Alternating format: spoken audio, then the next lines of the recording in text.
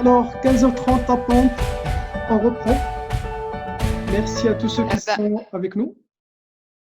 Oui, du coup, je commence par donc introduire Mélis Forvet, qui est IT Group Manager et coach professionnel. Donc, merci à toi d'être avec nous, Maëlys, en tant que participante et maintenant en tant que conférencière. Du coup, je te donne la main. Je demande juste à tout le monde de se mettre en mute. Et bien sûr, s'ils ont une question vers la fin, ne pas oublier de retirer le mute. Et entre-temps, sur le chat, je suis à votre disposition pour organiser les questions ou bien pour répondre à des questions intermédiaires. À toi, Maëlys. très bien, merci beaucoup Mehdi. Donc j'espère que vous voyez bien mon écran. Bon, je m'appelle Maëlys Sorveil. Effectivement, je suis responsable, je suis manager depuis plus d'une dizaine d'années maintenant au sein du groupe BNP Paribas, donc dans une entité IT.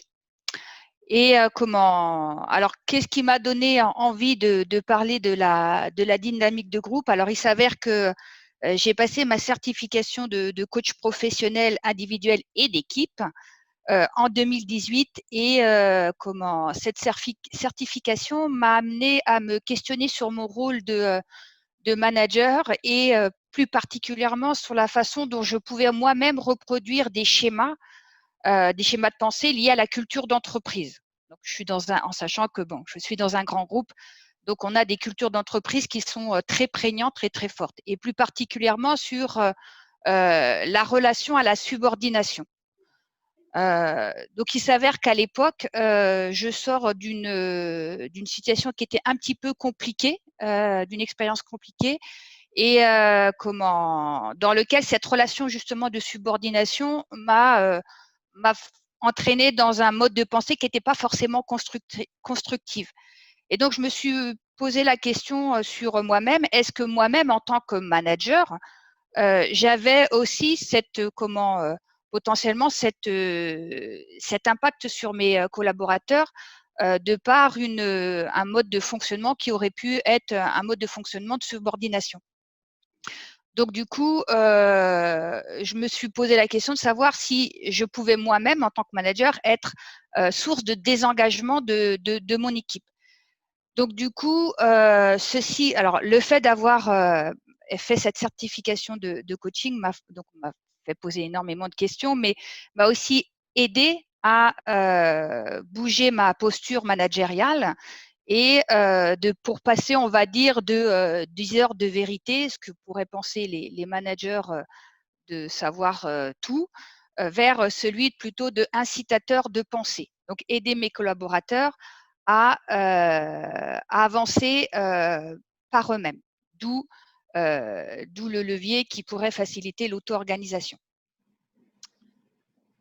Donc, une fois qu'on a dit ça, la présentation va se passer à peu près en deux temps. Une première partie qui va être pour commencer sur des concepts. Bon, c'est important, même si dans sa vie du quotidien, même si on ne pense pas à ces concepts, quand on fait un peu le bilan, c'est important d'aborder quelques idées pour voir derrière comment je l'ai décliné sur le terrain. Et je me suis ensuite posé la question de comment l'agilité m'avait permis de faciliter cette dynamique d'équipe. Donc, alors pour ceux qui ont suivi la présentation de Leïla ce matin, vous allez voir qu'il y a forcément une continuité.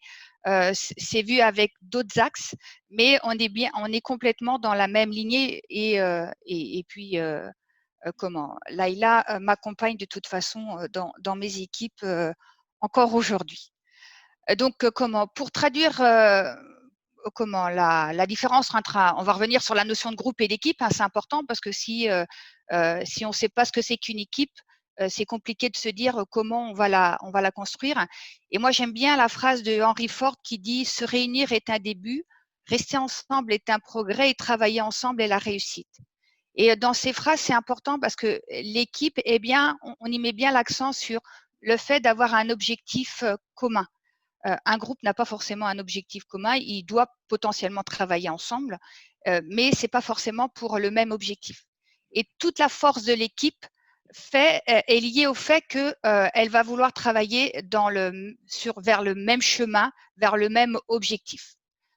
Je ne vais pas détailler plus spécifiquement, mais c'est important à comprendre parce que ça va driver tout ce que j'ai pu mettre en place et que je vais vous détailler par la suite au sein de mon équipe.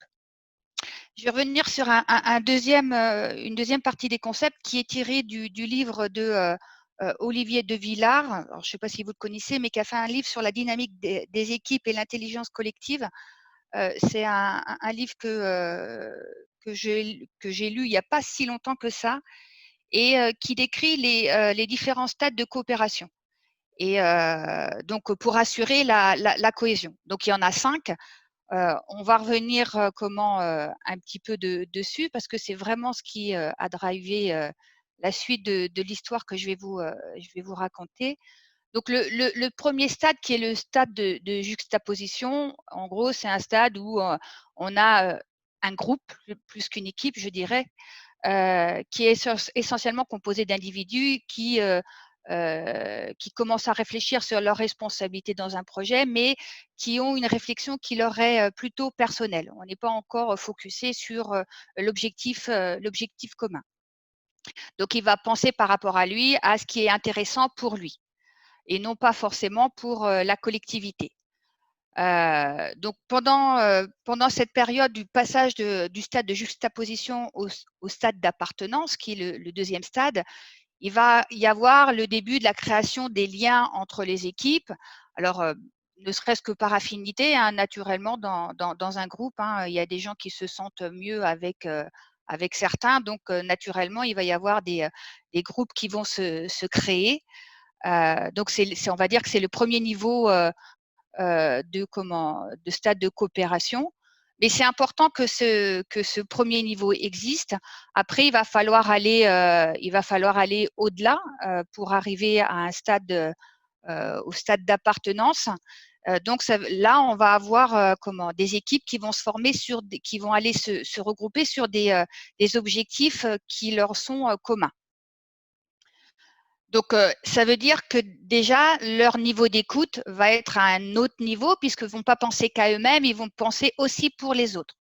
Donc, il va falloir trouver le moyen pour passer dans ces différents stades de les aider à apprendre à écouter les autres. Et puis, il y a un niveau de confiance qui va être de plus en plus fort au sein de l'équipe. Donc, on va passer ensuite au troisième niveau qui s'appelle l'équipe constituée. Donc, là, on peut vraiment parler de notion d'équipe, de vraie équipe, c'est-à-dire qu'il y a un vrai sentiment d'appartenance à cette entité et on a envie de construire pour le bien-être de ce tout. Donc, elle a été, au-delà du sentiment d'appartenance, on va commencer à avoir des compétences qui vont être renforcées et qui vont permettre de plus en plus de rendre en performance cette équipe. Le quatrième stade, c'est le stade d'action concertée, où cette fois, le collectif est vraiment présent. Et donc, on a à ce moment-là, il y a le manager, on va dire, ou les responsables d'équipe, peu importe, en tous les cas, qui vont pouvoir petit à petit laisser l'équipe complètement s'autogérer. On commence à avoir un niveau d'auto-organisation qui commence à être performant. Et puis le dernier niveau, qui est le niveau d'intelligence collective, où là, on a des équipes qui sont très performantes et qui sont capables de se réorganiser en permanence.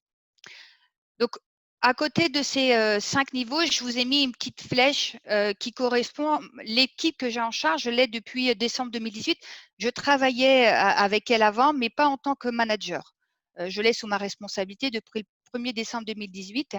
Et donc, en avril 2020, je vous ai donc montré ce que j'estime, moi, être la progression de mon équipe qui a commencé à un niveau de juxtaposition moyen, on va dire.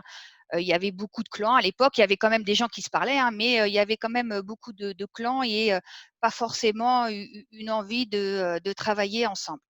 Et en avril 2020, moi, j'estime qu'on est dans un niveau d'action concertée, c'est-à-dire qu'il y a une vraie identité autour de cette entité qui s'appelle Digidoc maintenant, et avec des initiatives pour améliorer l'ensemble.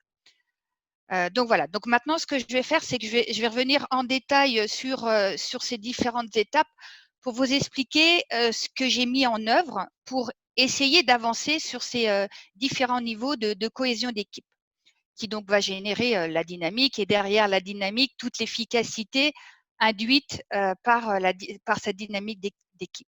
Donc je précisais tout à l'heure qu'en décembre 2018, j'étais plutôt dans un niveau juxtaposition. Donc j'ai des équipes qui travaillent ensemble, mais ils n'ont jamais travaillé sur un projet commun. Donc la première chose qu'on a fait en février, donc je les ai tous réunis. Alors juste pour préciser, dans cette équipe, j'ai à peu près une cinquantaine de personnes, la moitié en assistant extérieur et la moitié en interne. Donc comment? Il s'avère qu'à cette époque-là, la nouvelle direction au niveau de la Banque de détail France, auquel j'appartiens, nous sort un slogan pour nous dire que ce que l'on doit être, c'est être tous commerçants. Donc du coup, moi, je me suis posé la question de comment je pouvais décliner cette notion de tous commerçants, puisque c'est derrière, c'est la vision qu'on a donnée à BDDF. C'était comment moi je pouvais le décliner à mon niveau, au niveau de mon équipe. Et donc, comme donc je précisais en introduction que je suis une IT, et en particulier, j'ai des assets qui sont transverses à tous les produits IT de la banque. Donc, je me suis dit, ça pourrait être intéressant de travailler sur la notion de service. Qu'est-ce que c'est pour nous de rendre le service? Donc, on a travaillé pendant une journée sur ce thème et on en a sorti un nombre d'initiatives que l'on voulait mettre en œuvre, et une roadmap de nos différents produits pour justement rendre service à toute cette IT. Alors, ce qui était intéressant sur ce sujet-là, c'est qu'ils ont effectivement sorti un certain nombre d'initiatives, mais dans un premier temps, ils ne se sont pas encore rendus compte que ces initiatives, elles ont un fil conducteur. Ils s'en sont rendus compte bien après, quand ils ont eu quand ils sont arrivés à un autre stade d'évolution de leur cohésion. Mais ce qui était important, c'est qu'il y a eu naturellement des leaders qui sont sortis et qui ont dit « Moi, j'aimerais bien travailler sur ce sujet ». Donc, on a fait en sorte que ces projets, je leur ai donné en tous les cas les moyens de faire en sorte que ces projets vivent et animent cette communauté Digidoc qui était en train de naître. Donc, une fois qu'on a décidé de travailler sur ce qu'était la notion de service, ce qu'il a été important, c'était aussi de faire naître l'identité de ce nouveau groupe. Donc, on a travaillé. Alors, il s'avère, quand je parle de mon équipe, il y a deux niveaux il y a deux niveaux. Il y a le niveau qui me concerne, toute mon équipe dans sa globalité, mais elle est constituée elle-même de cinq services. Et ces 5 services ont eux-mêmes travaillé sur leur équipe, sur leur identité et sur le sens du service qu'ils voulaient aussi donner au sein de leur propre équipe. Donc, c'est un système de poupée russe, et en sachant que ce qu'ils font à l'intérieur de leur équipe va nourrir aussi ce qu'on fait au niveau plus haut, au niveau de mon groupe. Et il s'avère que donc une de ces équipes, dont pour ceux qui ont suivi la conférence de Wilson, dont Wilson fait partie. Et elle s'appelle DocOne. Et eux, ils ont travaillé justement puisqu'il y avait un gros chantier de rapprochement de 2 équipes, ils ont travaillé sur leur identité, et je me suis dit: «Bah mince quand même, eux, ils travaillent sur leur identité, et nous, tout le groupe, on n'a pas d'identité propre». Donc je me suis dit, quand je voyais l'émulation qu'il y avait autour de l'équipe, je me suis dit: «Quand même, il faut qu'on fasse la même chose». Et donc on a eu, alors ça s'est pas fait en un atelier, il y a eu plusieurs ateliers autour pour définir un logo, définir nos valeurs, définir qui on veut être, et toujours sur cette notion de service qui était très très prégnant au sein de cette entité. Donc, en tous les cas, ça nous a permis de passer à un niveau, le niveau supérieur. Une fois qu'on a eu notre identité, on a pu passer à ce qu'on appelle une équipe constituée. C'est-à-dire qu'à ce moment-là, je vais avoir des personnes au sein donc des leaders, des collaborateurs qui vont commencer à imaginer comment ils voudraient transformer Digidoc. Donc là, je me suis dit, ça y est, ça commence à prendre. Et un des facteurs qui nous a permis aussi de passer de la notion de motivation à la notion de mobilisation. Quand je vous dis au début, la motivation, elle est intrinsèque aux gens. Soit ils sont motivés, soit ils sont pas motivés. En tous les cas, quand on trouve des sujets sur lesquels qui leur parlent, on arrive assez aisément à trouver la motivation. La difficulté dans la dynamique d'équipe, c'est de passer de la motivation à la mobilisation. C'est-à-dire que les gens vont être en mouvement et vont être capables de être un fort acteur de leur propre transformation, puisque nous sommes une équipe, donc on va être acteur de notre transformation. Et pourquoi j'ai mis cette photo en particulier, celle de la plénière de SDI, là où on voit un groupe qui écoute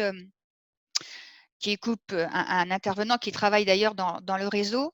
C'est parce que cette plénière, elle symbolise le fait d'avoir envie d'aller écouter ce qui se passait, non pas que chez nous, mais aussi au sein du réseau, puisque au final, donc, on est une entité qui travaille pour améliorer la qualité du client. Et les équipes ont eu envie de savoir plus largement ce qui se passait au-delà de l'IT, au-delà même de nos métiers, qui sont ceux qui nous expriment les besoins, de savoir ceux qui travaillent avec les clients, de savoir c'était quoi leur vie, c'était quoi leurs angoisses par rapport à l'IT, et vice-versa, on leur a aussi présenté les différents sujets sur lesquels on travaillait et qui pouvaient les intéresser. Donc ça a été aussi une étape importante. En parallèle, on a fait ce qu'on appelle un empathy map, et ça, c'est vraiment intéressant, cet outil, parce que c'est un outil qui nous permet de nous mettre à la place d'eux. Et et à ce moment-là, je me rends compte qu'il y a une vraie conscience de l'autre, de ses contraintes, de ses obligations.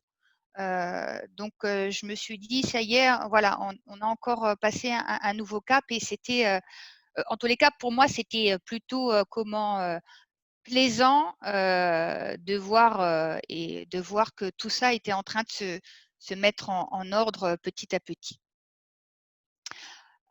Ensuite, une fois qu'on a cette équipe constituée, l'étape d'après, c'était de passer vers une équipe avec des actions concertées. Alors, qu'est-ce que ça veut dire? Ça veut dire que là, on a des gens, donc des collaborateurs qui ont envie d'œuvrer de façon naturelle pour Digidog, voire même beaucoup plus large, parce que vous voyez une photo avec un trophée, et ce trophée, il est lié à une initiative d'une personne, donc Patricia, qui avait envie. Alors Patricia, pour raconter un peu son histoire, elle vient du métier, donc elle n'est pas du tout IT.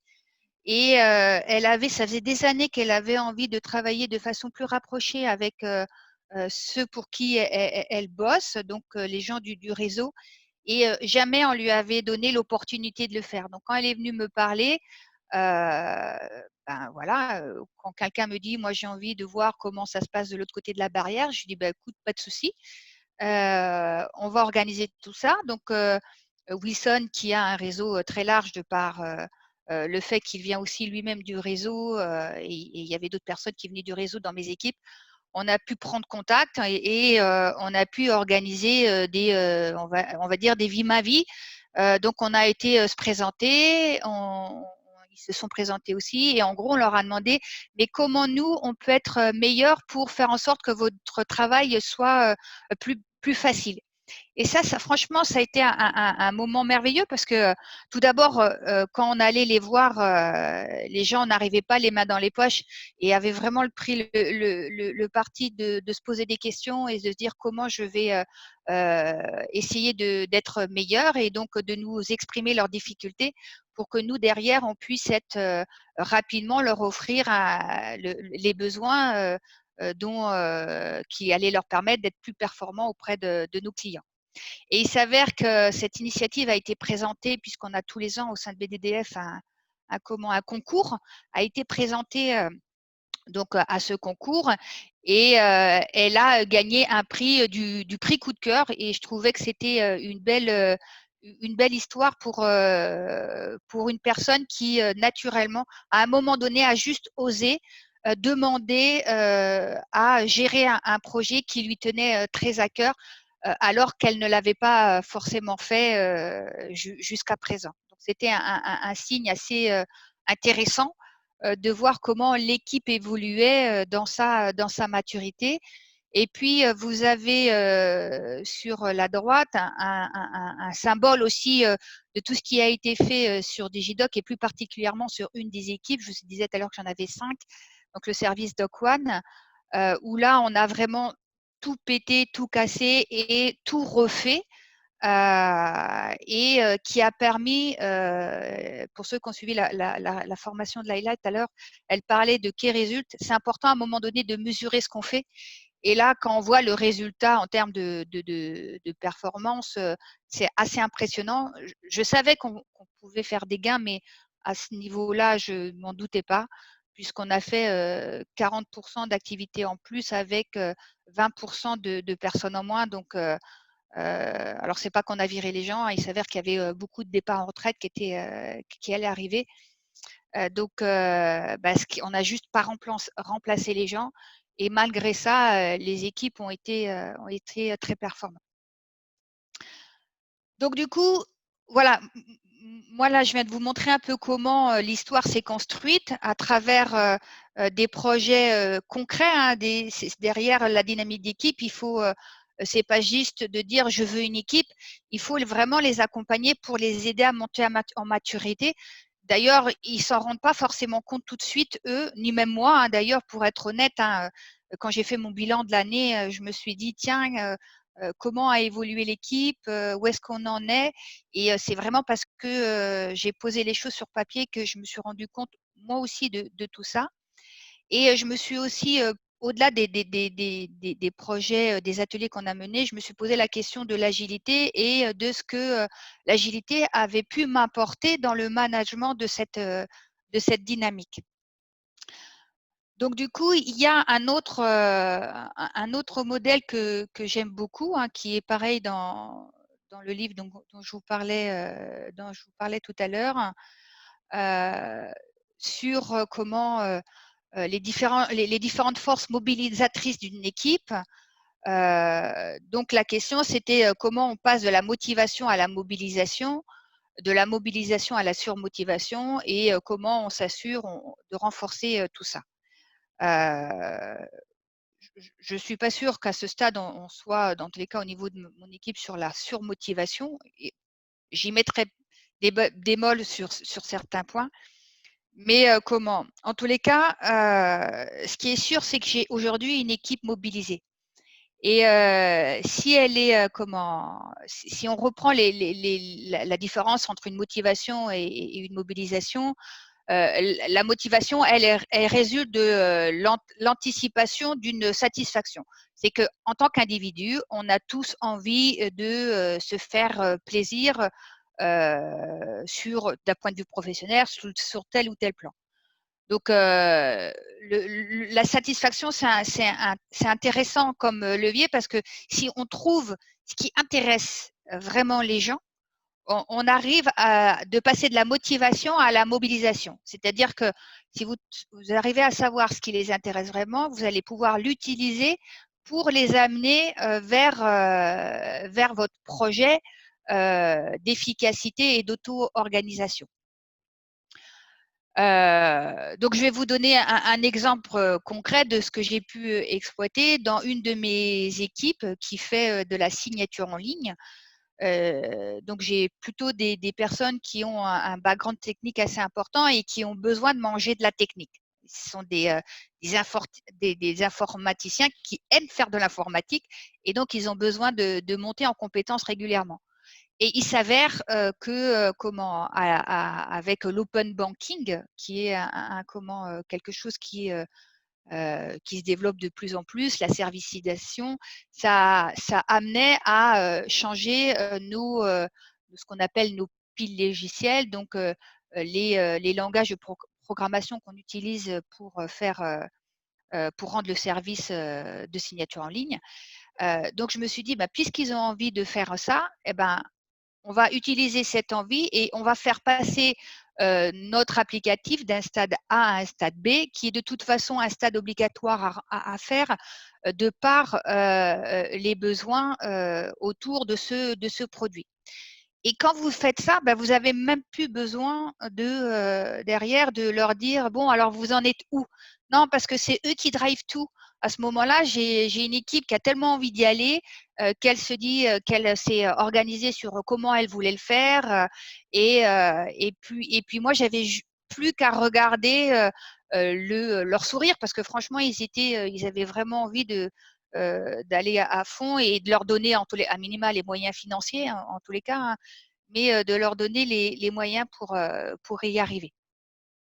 Donc voilà, donc ce qui est important quand on veut passer de la motivation à la mobilisation, c'est vraiment de trouver de quoi a envie votre équipe et de les aider à y aller. Et bien évidemment, c'est ce qui permet aussi, je travaille dans une entreprise, hein, cette entreprise, elle a ses propres objectifs de service à rendre à son client ou comme je suis dans l'informatique, d'architecture informatique à faire, et ben du coup, vous allez trouver le moyen petit à petit d'allier les deux. C'est-à-dire que vous allez passer votre équipe qui va avoir un objectif qui est propre à nous, donc on va dire à Digidoc, et vous allez trouver le moyen de le faire passer à travers cette mobilisation vers la vision d'entreprise qui nous est donnée.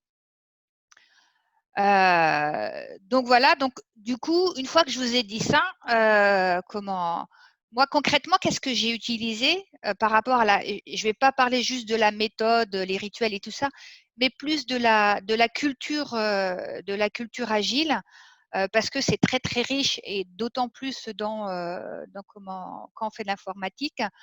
Parce qu'à ce moment-là, moi, ça fait déjà 2 ans que je suis en train de mettre en œuvre les approches produits au sein de mon entité avec donc un métier qui est product owner, qui va prioriser les besoins, les définir, et une IT qui travaille main dans la main avec lui. Et en parallèle, on est aussi pour ceux qui font un peu d'informatique, ce qu'on appelle le DevOps. Donc, ça veut dire, au-delà des outils qui permettent de faciliter le delivery informatique, mais c'est aussi quelle organisation on met en place avec les personnes qui gèrent cette partie-là pour faciliter le delivery et, quand je dis faciliter le delivery, et délivrer de la valeur. Ce qui est important dans les concepts agiles, on est toujours focus client et on est là pour délivrer de la valeur. Donc, on a mis en place un process agile, donc à 2 étages. Chaque équipe s'auto-organise sur la façon dont il va vouloir mettre sa dynamique en place. Moi, ce que j'ai fait, c'est que j'ai dit, voilà, équipe, je veux qu'on mette en place le cadre, la culture produit au sein de notre fonctionnement. Je veux qu'on mette en place des pratiques agiles. Et je me suis arrêtée là. Après, eux se sont posé la question du comment. Comment je vais le faire. Et franchement, j'ai 5 produits différents. J'ai 5 manières d'aborder les sujets différemment. Et en soi, ce n'est pas grave parce qu'ils n'ont pas tout à fait les mêmes activités. Ils n'ont pas tout à fait le même écosystème. Donc, ils se sont organisés pour faire en sorte d'être le plus à l'aise dans leur écosystème. Là, ce que je vous montre, c'est comment un exemple particulier de l'équipe d'Okwon parce que c'est elle qui a eu vraiment une grosse transformation à faire. C'est une équipe de 20 personnes avec, ils se sont restructurés au 1er janvier 2019 avec une partie qui venait du métier et qui a intégré l'équipe IT. Donc déjà, rien que ce barrage psychologique n'était pas simple à passer. En plus, ils se sont, c'est le moment où on passe en flex, ils changent de site. Donc, il y a énormément de changements, de changements au même moment. Donc, c'est une transformation que j'ai beaucoup accompagnée, aidée d'un coach agile. Peut-être que ceux qui étaient à la conférence de Wilson ont entendu parler de Akima. Donc, c'est Akima qui m'a accompagnée, donc sous la tutelle de Laila, pour faire cette transformation. Et ce sketch note, pareil, c'est super intéressant parce que elle a été faite par un de nos utilisateurs, donc Stéphanie Joly, qui, elle, est en train d'apprendre le métier du UX designer et qui fait du sketch notes. Et comme elle nous a accompagnés, elle nous a fait ce petit dessin qui nous montre avant et après. Donc, comment elle a ressenti le avant, comment on fonctionnait avec eux, et comment elle a ressenti le après. Et on voit donc qu'on passe du fameux tunnel du monde de l'invisibilité où on ne sait pas ce qui se passe à un monde beaucoup plus transparent, beaucoup plus visible, où on est très à l'écoute de nos partenaires et on est soucieux de la moindre difficulté justement pour éviter que des petits grains se mettent dans nos rouages et nous empêchent d'avancer. Alors ça s'est pas fait en 2 temps, 3 mouvements, hein. On a déjà mis 3 mois pour voir comment on pouvait bon, déjà faire un assessment sur l'existant et voir comment on pouvait reconstruire la suite. Et on a mis 6 mois, une fois que l'équipe s'est trouvée regroupée, à la rendre autonome. Donc, c'est quand même une histoire de presque 9 mois. Donc, quand on fait de la transformation comme ça, de façon importante, il faut apprendre à être patient. Ce n'était pas forcément une de mes plus grandes qualités, mais il faut apprendre à être patient parce que quand on touche à l'être humain, ben, c'est quelqu'un de sensible et ça ne se fait pas du jour au lendemain. Ce n'est pas parce qu'on a décrété qu'on voulait transformer les choses que la personne va le faire. Et ça peut passer par des périodes qui peuvent être très compliquées. Moi, j'ai un modèle que j'aime beaucoup, c'est effectivement le modèle de Tuckman, hein, qui parle en particulier de la période de storming où les gens, à un moment donné, ils se retranchent derrière eux-mêmes parce ils sont secoués par la transformation, ils perdent leur repère et ils sont perdus, ils ne savent plus comment avancer. Mais c'est très bien, toutes ces périodes-là montrent que s'il ne se passait rien, ça veut dire que dans la tête des gens, il ne se passe rien non plus et qu'ils ne sont pas en train d'avancer. Que ce soit les conflits ou les moments de plaisir, tout est un signe pour dire qu'il se passe quelque chose dans la tête des gens et qu'ils avancent progressivement et que la transformation est en train de se faire. Donc, une fois que je vous ai dit ça, moi, ce qui était important pour moi aussi, c'est de pouvoir mesurer la chose, parce que c'est pas tout de le dire. Je pourrais avoir un sentiment, mais qui pourrait être révélé par aucun résultat. Ce que je voulais vous aborder avec vous, c'est la courbe de mise en place des équipes. C'est important de savoir quand on travaille la dynamique d'équipe qu'à la fin, l'équipe va être certes plus performante, mais aussi sur une période, elle va l'être beaucoup moins. Elle va être beaucoup moins parce que elle passe d'une façon de faire. Donc, quand on met en place les pratiques agiles, on passe d'une façon de faire à une autre. Et les pratiques agiles sont des pratiques qui amènent énormément de rythme, là où avant, on était un petit peu plus, sur les anciennes méthodes, un peu plus sous des effets tunnels longs. Et donc, il y avait peut-être moins d'excitation au quotidien. Non, les pratiques, tous les rituels agiles, hein, que ce soit les daily, les rétros, le planning poker, tout ça, c'est rythmé. Il se passe des choses, on fait des bilans réguliers, on prend la température de l'équipe régulièrement pour savoir qui va bien, qui va pas bien. Et celui qui va pas bien, eh ben, il faut aller l'interroger, l'écouter pour comprendre et l'aider à lever les freins qui pourraient freiner globalement l'équipe. Parce que il est important que l'équipe avance en même temps, collectivement. Si vous voulez créer un collectif, il ne faut pas laisser les gens sur le carreau. Donc, peut-être que ça va avancer moins vite, mais tout le monde va avancer. Et ça, c'est important. Donc, du coup, la question que je leur ai posée en fin d'année dernière, j'ai fait un petit questionnaire sur comment ils avaient vécu leur année. Et une des questions que je leur ai posées, c'était quel était l'apport de la méthodologie agile. Et donc ça, ce sont leurs retours. Hein. J'ai bien évidemment rien changé. Donc un des facteurs, ils disent que ça améliore énormément la qualité. Effectivement, dans les process, le fait d'être plus en mode itératif, très proche du client, de leur poser régulièrement la question, fait que on va délivrer des besoins, d'abord de la valeur rapidement, et puis des besoins qui ont bien été challengés tout au long des sprints. Ça améliore les interactions, forcément, parce que de l'agile sans communication, moi, je ne sais pas ce que c'est, parce que forcément, avec un daily tous les jours, vous allez savoir rapidement s'il y a quelqu'un qui n'y arrive pas. S'il n'y arrive pas, comprendre pourquoi il n'y arrive pas et voir comment on peut l'aider. Et puis, la productivité, alors, effectivement, moi, je suis manager, donc ça fait forcément partie des choses auxquelles je suis sensible. Je suis sensible à deux choses. D'abord, au bien-être de l'équipe, à savoir si elle se sent bien ou elle ne se sent pas bien, mais aussi à l'efficacité de mon équipe, parce que mon boulot, c'est aussi de délivrer des choses. Et donc, du coup, il faut que je m'assure que les choses avancent au bon rythme. Donc voilà, donc du coup, c'est concrètement les gens, en tous les cas, les collaborateurs ont estimé que l'agile leur avait vraiment apporté de l'aide au quotidien dans leur activité. Ensuite, je leur ai aussi posé la question. Alors, le management, c'est pas forcément que moi, hein, c'est aussi il y a des responsables d'équipe dans mon produit, dans mon équipe. Donc, on leur a posé la question de savoir si leur manager était abordable ou pas, et s'ils étaient satisfaits du management qu'ils avaient ou pas. Donc voilà, donc abordable, globalement,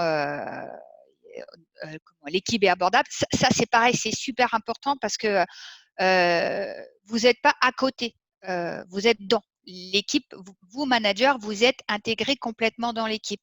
Donc, si vous n'êtes pas abordable, vous ne pouvez pas, vous devenez un frein à la dynamique de cette équipe. Si les gens ont besoin de râler parce que de temps en temps ils ont un coup de cœur, vous devez être là pour les écouter. S'ils ont besoin d'exprimer des envies, comme pour le projet coup de cœur, de dire voilà, moi j'aimerais bien faire ça, vous êtes là pour voir comment vous pouvez les embarquer dans cette histoire. S'ils ont besoin de s'exprimer sur comment ils voudraient améliorer les choses, vous devez être disponible. Donc, le fait d'être abordable est important. Alors, c'est vrai que le fait d'être en flex et d'être en open space, on verra ce que ça sera avec le coronavirus que ça va induire, mais en tous les cas, c'est un vrai facilitant parce qu'on est plus dans des bureaux isolés. Il y a vraiment cette circulation des gens. En plus, avec tout le management visuel que ça induit, il y a vraiment des choses qui facilitent tout ça. Et puis la satisfaction, est-ce que vous êtes satisfait ou pas? Ça, c'est pareil, hein, c'est important parce que si vos collaborateurs ne sont pas satisfaits de vous, vous devez vous remettre en cause, vous poser la question de savoir pourquoi.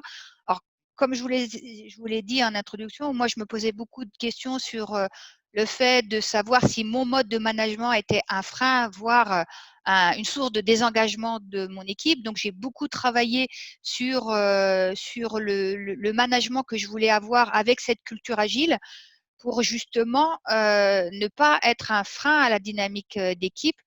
Donc, c'était important que cette question soit posée. Donc, voilà. Donc, au final, avant de venir aux questions, donc en un an, moi, honnêtement, aujourd'hui, je suis impressionnée de voir à quelle vitesse ils sont montés en maturité. À quelle vitesse aujourd'hui j'ai des équipes qui sont autonomes, qui s'organisent, qui s'organisent vraiment dans la façon dont ils veulent fonctionner, qui font évoluer leur sourcing, qui font évoluer leur relation avec avec leur écosystème. Et ça, ils le font maintenant naturellement. Alors, c'est pas, on n'en est pas encore de l'intelligence collective, mais par rapport à ce qu'on avait avant, il y a eu un très grand pas qui a été fait. Donc, au début, ça a été un petit peu long, mais je dirais qu'au bout de 9 mois, j'ai commencé vraiment à avoir le fruit de tout ce travail qui, pour être honnête, hein, n'a pas été forcément parfaitement bien construit. J'avais pas ma feuille de route. Ouais, je vais faire ça pour faire ça.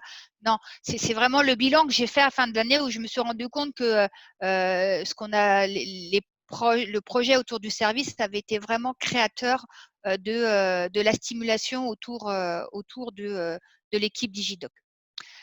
Donc voilà, donc maintenant, bah, écoutez, voilà ce que je voulais partager avec vous et puis je suis à l'écoute si vous avez des questions pour affiner peut-être certains points.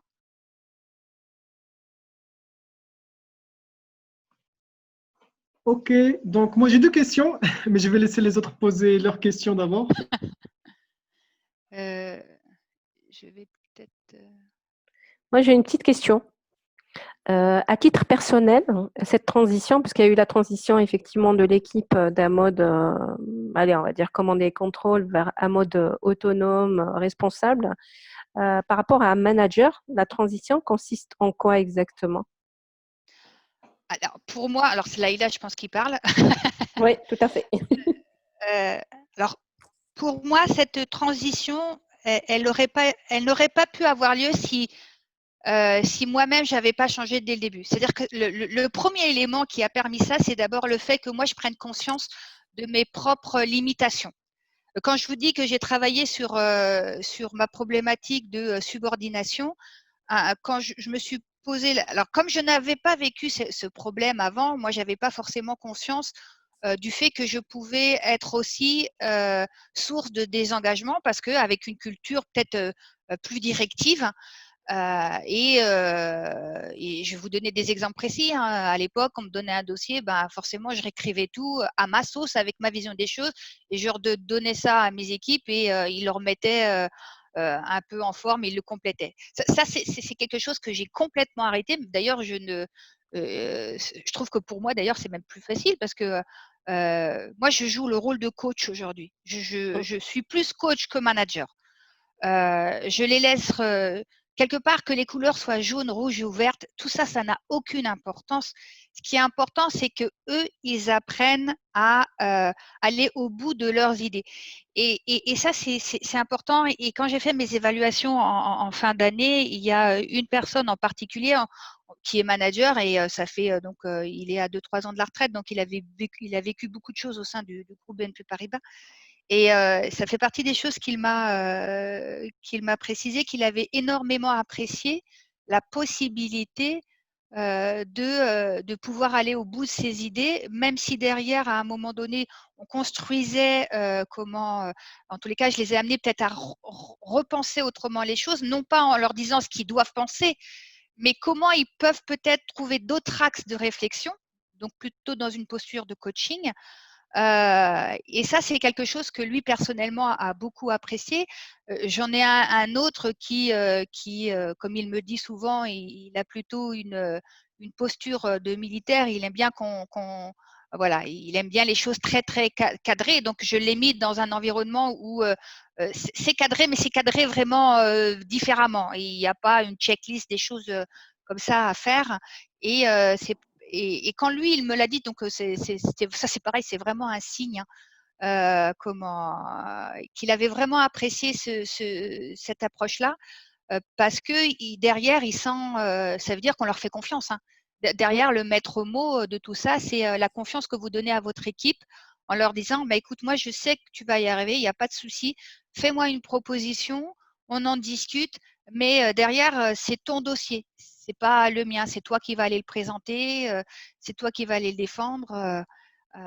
Et donc voilà, donc moi je pense que le premier levier pour arriver à faire ça, c'est d'abord le manager. Si le manager ne prend pas conscience de comment lui, il doit évoluer et de la posture qu'il doit avoir, même de ce que c'est qu'une équipe, une vraie équipe, personnellement, je ne sais pas comment ça avance. Ça ne veut pas dire qu'il ne va pas y avoir de bonne ambiance, mais l'efficacité ne sera pas la même.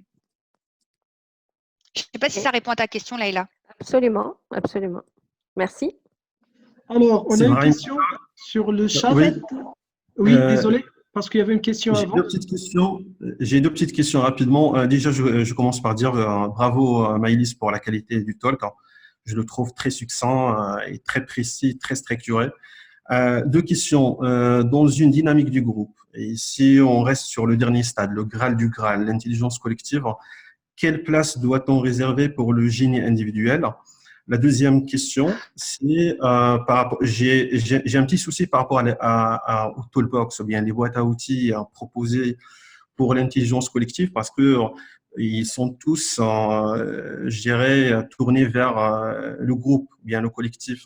Est-ce qu'il y a des techniques de coaching, que ce soit de coaching, de facilitation, qui permettent un petit peu de recenser les initiatives individuelles, c'est dans le génie individuel, avant, je dirais, de ramener tout le bazar vers, pas sur le, je dirais, le process de Tuckman, mais de James Soriaki, dans son livre The Wisdom of Crowds, c'est-à-dire la sagesse des foules. Est-ce qu'il y a des techniques pour faire ça? Parce que ce qu'on ne dit pas, c'est de la même façon qu'il y a des partisans de l'intelligence collective, il y a des détracteurs et qui disent que voilà, toutes les prouesses technologiques, derrière, c'était pas le collectif, mais c'était le génie individuel qui était derrière. Voilà. Alors, ça, c'est une très bonne question. Leïla aussi, c'était une très bonne question.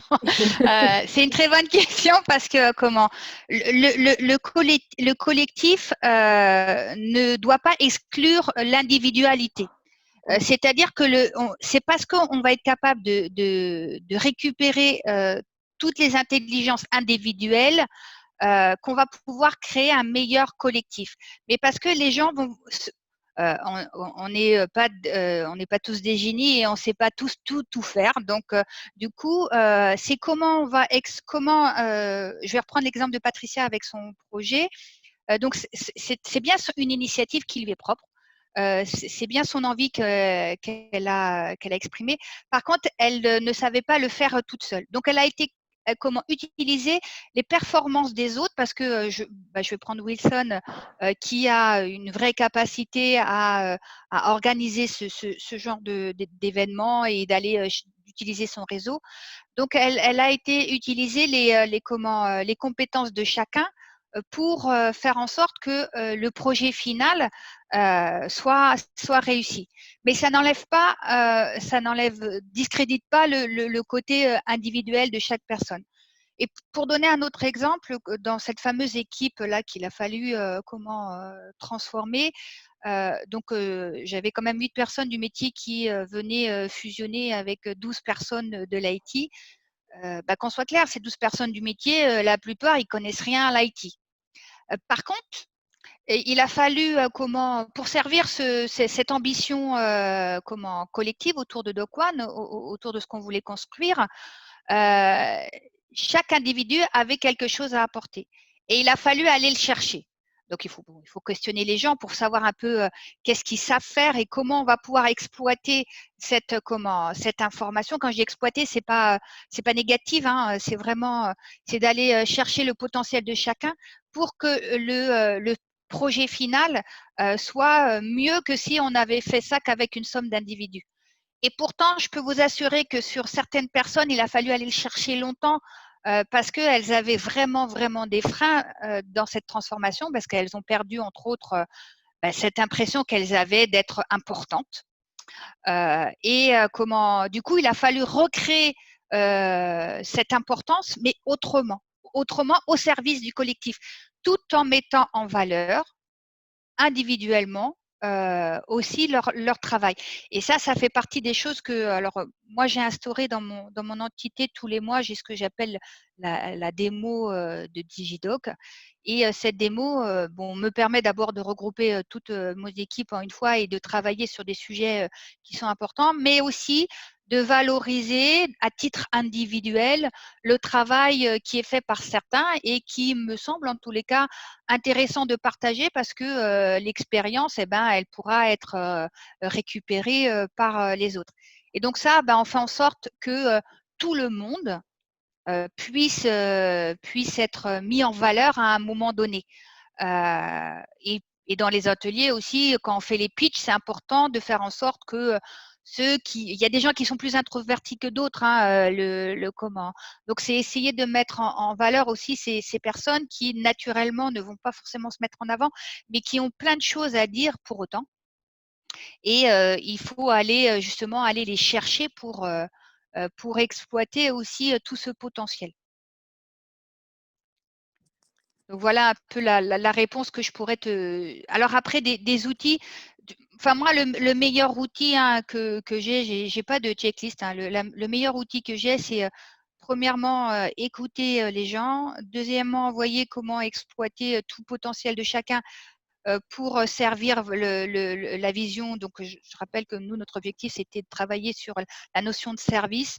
Voyez comment vous pouvez ramener ça à cette notion de service. Il y a toujours moyen, hein. Je veux dire, moi, j'ai jamais trouvé quelque chose qui me permettait pas de ne pas le faire. Et après, derrière, c'est tout. Toutes les techniques de facilitation dans les ateliers qui sont vraiment là pour amener d'un point A à un point B. D'accord. Alors, on Merci. prend une dernière question. Oui, on prend une dernière question, Maëlys, parce qu'on est passé de 30 minutes à 1 heure, ce qui est la preuve que c'était déjà passionnant. Comment? Oui, on est je ne passé me suis d'une pas du tout demi-heure à 1 rendu heure. compte. Non, mais c'était passionnant, c'est pour ça. Du coup, est-ce que c'est possible de répondre en 2 minutes pour qu'on prenne le conférencier d'après à une question de la part de Tadja? Maëlys, est-ce qu'aujourd'hui, tu as malgré tout des personnes qui n'ont pas adhéré à la démarche? Et si oui, qu'est-ce que tu as fait? 2 minutes, c'est un peu difficile, mais bon. Alors, j'ai des personnes qui sont plus ou moins adhéré. Alors, je pense à une personne en particulier, elle déteste les post-it. Donc, forcément, donc, du coup, à chaque fois que je fais un atelier, je suis hyper soucieuse. Alors, c'est pas que j'ai supprimé les post-it, mais je suis super soucieuse de le faire en sorte que elle a besoin d'exprimer les choses à travers les mots et pas juste sur un mot sur un post-it. Elle aime le fait qu'il y ait la discussion. Et ben, je fais en sorte que tous ceux qui ont moins d'appétence sur certaines pratiques, et ben on les adapte pour faire en sorte que tout le monde y trouve son chemin. Même si des fois elle s'amuse à m'embêter avec ça, hein, mais j'essaye vraiment de trouver qu'est-ce qui eux leur convient et là je fais sur une personne pour 50 personnes, hein. Donc je vais vraiment chercher ce qui leur pose difficulté pour les amener. Et puis après, à chaque atelier, de toute façon, je pose toujours la question du feedback parce que c'est important de savoir qu'est-ce qui vous a plu, qu'est-ce qui vous a pas plu, comment vous voudriez faire autrement, et prendre les avis, c'est super important.